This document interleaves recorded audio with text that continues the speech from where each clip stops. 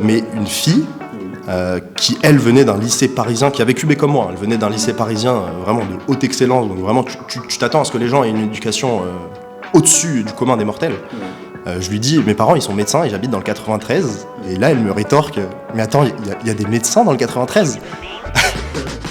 Bonjour, bienvenue sur la chaîne. Aujourd'hui, je vous présente un nouvel épisode d'Open Mind Room, la série dans laquelle je rencontre des gens passionnés qui me racontent leur métier. Dans cet épisode, je vous présente Raouf Lemouchi, qui est étudiant dans le programme Grande École en dernière année à HEC Paris. Il me parle de sa spécialité, le growth hacking, qui est une méthode de marketing qui a pour but de maximiser la croissance des startups et des entreprises en ligne. Il me parle également du 93, un département où il a grandi, et de son parcours jusqu'à HEC. Raouf a une histoire très intéressante, donc si vous êtes captivé par l'univers des startups et des grandes écoles, cet épisode devrait vous plaire. Alors Raouf, comment tu vas ? Très bien, et toi Demel ? Ça va ? Très bien, très bien. En tout cas, merci pour t'être rendu dispo. Merci à toi. Entretien. Je suis très content de faire cette interview avec toi. Ok, tu m'as dit que c'est ton premier interview. C'est ma première interview, ouais, c'est mon premier podcast et j'espère pas le dernier. Je suis très content de faire ce premier avec toi. On est issus de la même école. On a une expérience qui est à peu près similaire en école, donc je suis très content. Ouais. Ok, nickel. On va rentrer très vite dans le vif du sujet. Est-ce que tu peux un peu me parler de toi, de ton enfance, de ta famille, un peu de ton environnement dans lequel tu as grandi ? Ouais, bien sûr. Alors du coup, je m'appelle Raouf Lemouchi. Actuellement, je suis étudiant à HEC Paris. Okay. J'ai grandi dans le 93.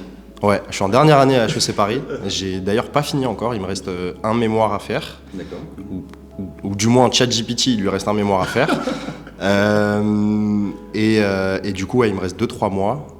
J'ai intégré HEC Paris en 2018, après 3 années de prépa. Et d'un point de vue un peu plus personnel et familial, moi je suis issu d'une famille algérienne. Donc mes 2 parents sont algériens, ils sont nés en Algérie. Ils ont quitté l'Algérie dans les années 90, la situation était assez difficile, il y avait une guerre civile, ils sont venus travailler en France. Moi je suis né quelques années plus tard, donc j'ai cette double culture. Et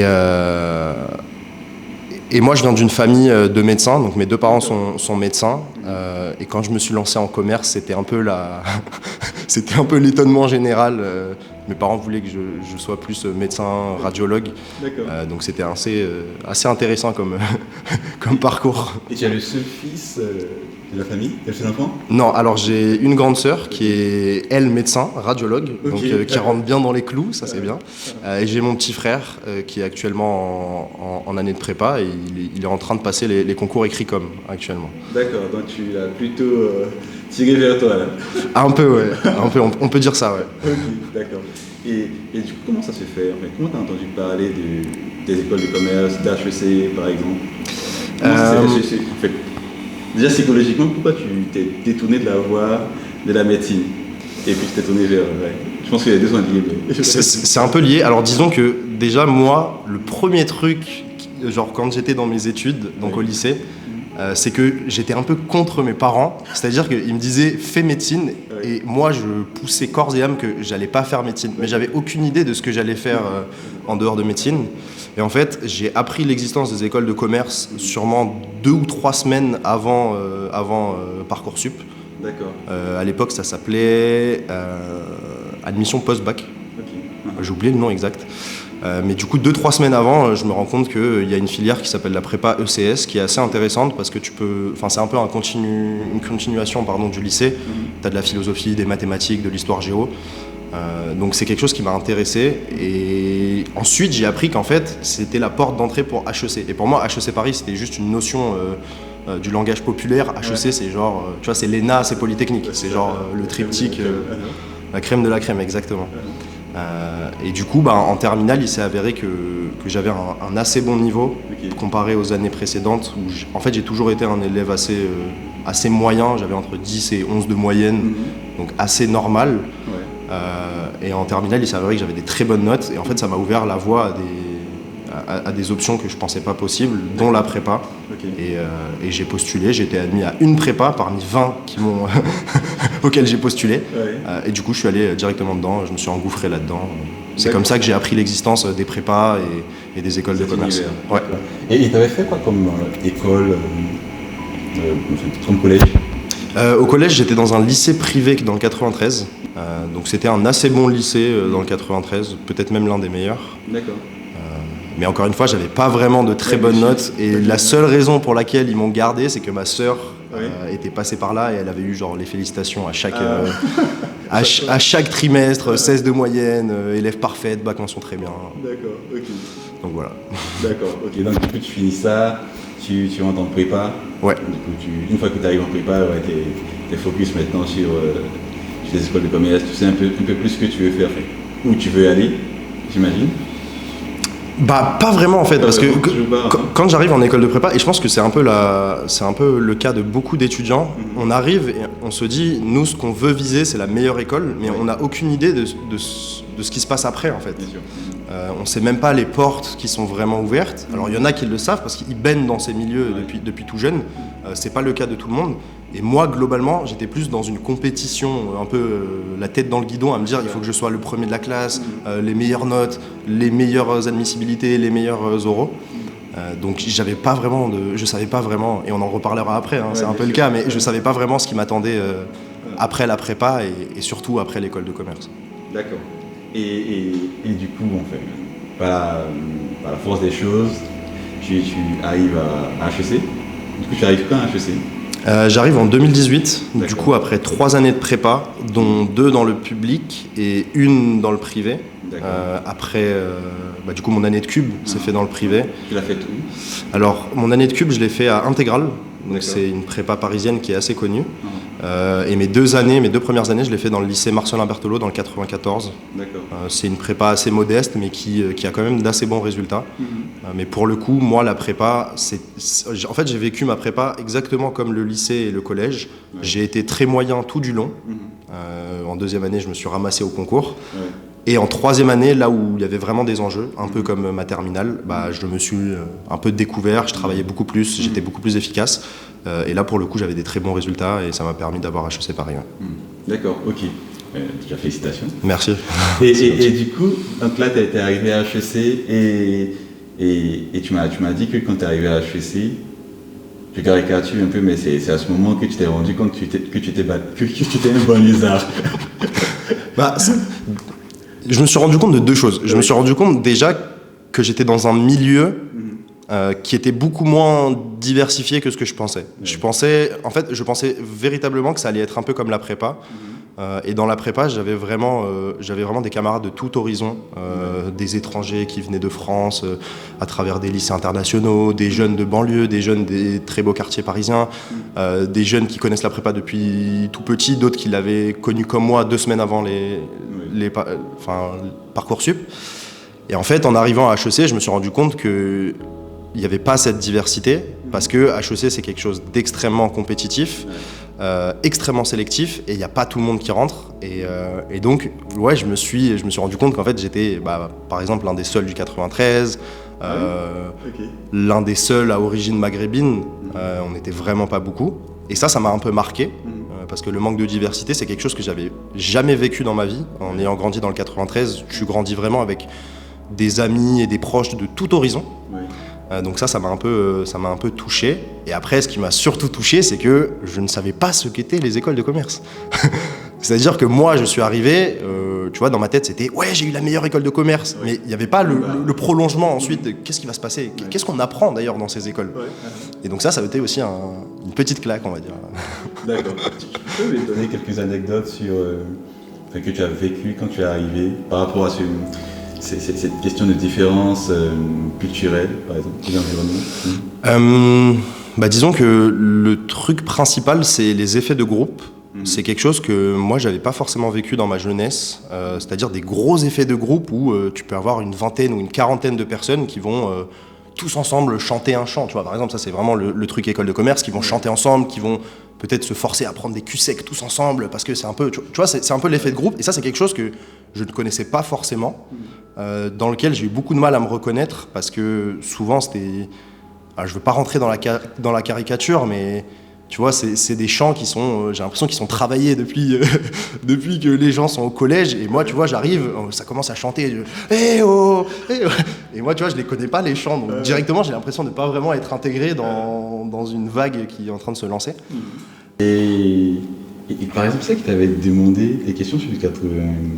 Enfin, sur le fait qu'est-ce qu'il y a des médecins, le 9-3, tu vas en parler ou pas? Bah alors ça je vais clarifier parce que du coup j'ai fait un post LinkedIn qui parlait du fait que je viens du 93 et que parfois on confond un peu le 93 avec ce que c'est vraiment. Moi j'ai grandi dans un pavillon, dans une famille très bien, j'ai jamais eu de gros soucis, mais on m'associe souvent avec quelque chose que je suis pas. Et en prépa, en 3e année à intégrale, je donnerai pas de nom parce que j'ai pas envie de briser de carrière ou quoi, c'est sûr. mais une fille qui, elle, venait d'un lycée parisien, qui avait cubé comme moi, elle venait d'un lycée parisien vraiment de haute excellence, donc vraiment tu t'attends à ce que les gens aient une éducation au-dessus du commun des mortels. Je lui dis, mes parents ils sont médecins et j'habite dans le 93, et là elle me rétorque, mais attends, il y a des médecins dans le 93. Et alors, il y a deux trucs, soit elle pense vraiment qu'il n'y a aucun médecin dans le 93, bon, je sais pas si c'est possible, alors à 20 ans de penser ça, tu vois. Soit elle essayait de se foutre un peu de ma tête, mais ça aussi je trouve que c'est un peu... c'est pas... genre ça manque énormément de tact. Et moi du coup ça m'a beaucoup marqué parce que en fait ça rejoint juste les centaines ou les dizaines de remarques que j'ai reçues dans ma vie quand je dis que je viens du 93. Le t'es un bandit ou tu t'as grandi dans une cité, c'est un peu ça en fait. Les gens quand tu leur dis que tu viens d'un certain endroit, ils t'associent directement à l'image générale de cet endroit. Et aujourd'hui le 93 c'est vu comme... la plaque tournante de la drogue, la délinquance. Voilà, il y a plein de clichés qui sont associés à ça. Donc, Ok. Et durant ta scolarité à HEC, est-ce que tu as dû faire face aussi à ces clichés ou pas du tout? Pas forcément venant de la part des élèves, parce que, enfin des étudiants, pardon. Moi, je dirais pas que j'ai eu du mal à m'intégrer à HEC, pardon, mais juste j'ai pas forcément voulu m'intégrer dans certains effets de groupe, encore une fois, qui pour moi ne correspondaient pas trop à mes valeurs. Mais c'est surtout l'administration qui parfois m'a un peu étonné, tu vois, j'en parle dans mon post aussi. J'avais fait des cours d'entraînement sur comment bien rédiger son CV. Et j'ai dû en faire 5 ou 6, et à chaque cours, on me poussait l'idée que soit il fallait que je mette le 93 dans mon CV, parce que ça allait m'ouvrir des portes, et les cabinets de conseil, ils seraient trop contents de voir un jeune de banlieue réussir, soit on me disait non, le mets pas, parce que justement, ils seront pas contents de voir que... Donc en fait, c'était un peu... genre c'était aussi un sujet, là où moi, comme je l'ai dit dans mon post, dans ma vie, c'était pas genre j'ai grandi là où j'ai grandi, j'ai mes potes, j'ai mes clubs de sport, enfin tu vois, c'est pas un... c'est ma vie, quoi. Là où, dans certains endroits, ça paraissait un peu exceptionnel. Et du coup, au final, t'as fait quoi? T'as mis les cartes d'adresse? Au final, j'ai pas fait de CV parce que, on en parlera aussi après. En fait, tout ça m'a fait me rendre compte que le monde du travail, j'ai peur qu'il soit un peu comme la continuité de ce que j'ai vécu à HEC et que les gens me jugent un peu parce que je viens du 93 ou non. Et en fait, j'ai pas envie de rentrer dans ce genre de jeu-là, ça me plaît pas, et il y a d'autres choses qui me plaisent pas dans le monde du travail. Et en fait, tout ce mix fait que je crois que je ferai pas de CV. Soit tu vas me voir sur LinkedIn, soit tu me vois pas en fait. D'accord. Et du coup, ça tombe bien sur la suite. Ma question, c'est que maintenant que tu as quasiment une dernière année, et tu as choisi quoi comme orientation professionnelle? Déjà, tu fais quelle spécialité à HEC? Alors, à HEC, je suis en majeur digital. D'accord. Donc, nous, notre spécialité, c'est le digital. On voit un peu le marketing, les product market fit. Donc, vraiment tout ce qui va toucher de près ou de loin au digital et tout ce qu'on peut faire avec tous les outils aujourd'hui qu'on rencontre. Il y en a énormément. Tu vois, tu prends juste l'IA, par exemple, il doit y en avoir déjà 3000 ou 4000. Donc ça, c'est ma spécialité. Et je finis dans 1 mois et demi. Et d'un point de vue pro, moi, je me suis spécialisé dans le growth hacking. D'accord, ok. Alors, pour être totalement honnête, ça a commencé, moi, en année de césure. Donc, mon premier stage que j'ai fait chez Ornicar. Donc la grande start-up que tout le monde connaît. On était en charge de lancer un nouveau produit. J'étais dans une équipe de 5 et on lançait l'assurance auto. Ornicar, ils ont fait du code de la route, du permis, et la logique business, c'était ensuite de rajouter la verticale assurance auto pour permettre aux jeunes de pouvoir avoir une assurance auto. Donc moi, j'étais dans l'équipe de 5 du tout début du projet, et j'étais en charge de l'acquisition client, donc principalement du Facebook Ads. Donc je faisais les créas, les textes, le setup du pixel, etc. Et c'est là que je me suis un peu passionné pour le marketing, parce que je retrouvais quelque chose que j'avais pas retrouvé en prépa. C'était vraiment le côté très pratique et chiffres en fait. Tu vois, là c'est très pratique, tu as tes KPI, tu as tes coûts par clic, tes coûts d'acquisition. Je trouvais ça super intéressant. Et de fil en aiguille, j'ai continué à faire du Facebook Ads, j'ai continué jusqu'au moment où j'ai intégré le collectif Bulldozer en tant que freelance. D'accord. C'est quoi le collectif Bulldozer pour ceux qui ne connaissent pas? Alors pour ceux qui ne connaissent pas, le collectif Bulldozer, c'est en fait un regroupement de freelance qu'on appelle un collectif qui est géré par 3 personnes. Principalement, c'est Jordan Chenevier et Enguerrand de Chalvon, je crois, qui sont les têtes du collectif. Et ensuite, toutes les personnes en dessous sont des freelances. Donc on n'a pas de contrat de CDI avec le collectif. Par contre, les gens qui sont en haut arrivent à signer des missions et du coup les redistribuent en fonction des freelances. Et moi je suis arrivé en septembre dans ce collectif, principalement pour faire du Facebook Ads parce que c'était un peu la seule verticale que je maîtrisais. Et de fil en aiguille, mes missions se sont bien passées, j'arrivais à avoir de bonnes relations avec les clients. Et petit à petit, on m'a donné plus de responsabilités. J'ai commencé à faire du Google Ads, du TikTok Ads, du emailing, du LinkedIn. Et en fait, petit à petit, je me suis diversifié au point de devenir, entre guillemets, un growth hacker. Donc celui qui maîtrise un peu tous les hacks digitaux sur toutes les verticales de la fameuse matrice AARR, acquisition, rétention, etc. D'accord, voilà. Ok, intéressant ça. Et du coup, tu m'as dit que tu as découvert le growth hacking ton premier stage chez Eronica. Ouais. Et ensuite, tu as fait quoi en deuxième partie de césure? Alors, en deuxième partie de césure, et ça c'est assez intéressant que tu en parles parce que ça va expliquer beaucoup de choses sur mes envies futures et mon parcours. En fait, j'ai fait du conseil. Ok, t'es allé en entreprise. J'ai fait du conseil, je suis allé en entreprise, mais j'ai fait du conseil en digital. D'accord. C'était au sein du cabinet 55, qui est un conseil, c'est un cabinet de conseil, mais en data. Oui, c'est ça. Et donc j'avais pour client Renault. Honnêtement, ça s'est plutôt bien passé, je dirais. Les tâches étaient assez intéressantes. Je travaillais surtout sur du Google Tag Manager et sur Google Data Studio. Et quand ton client c'est Renault, tu as vraiment des bases de données de millions d'entrées. Et donc c'était super intéressant dans ce point de vue-là. Par contre, vraiment le fonctionnement du conseil, vraiment avec le manager, le sous-manager, toi en dessous, le client, c'est vraiment quelque chose que j'ai pas forcément apprécié. Je trouvais que en fait mon travail était vraiment pas reconnu à sa juste valeur. Quand tu fais un bon dashboard, c'est ton manager qui reçoit les compliments. C'est lui qui est peut-être amené à avoir une augmentation. C'est pas toi, stagiaire, qui a 1 mois d'expérience. Et ça, bon, c'est quelque chose, je me suis dit, si ça le fait en stagiaire, ça le fera sûrement en junior. Et j'ai pas envie de me battre pendant des années pour avoir la place de mon manager qui...